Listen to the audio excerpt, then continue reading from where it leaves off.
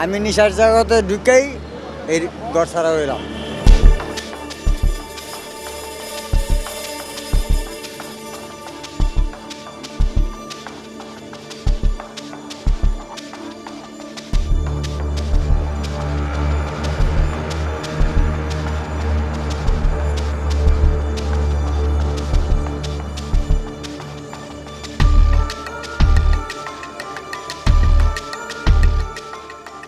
মানে আমি সেরকম করি না, 2 মাস পরে পরে।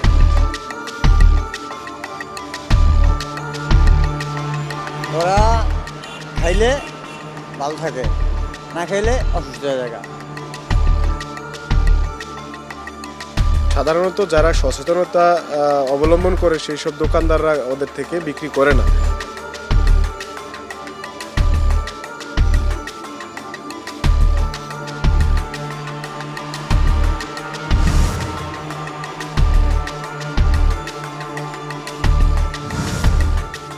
কে শুনে কার কথা দেখতে চোখ রাখুন প্রতি রবিবার সন্ধ্যা 7টা 30 মিনিটে চ্যানেল এস এর পর্দায়।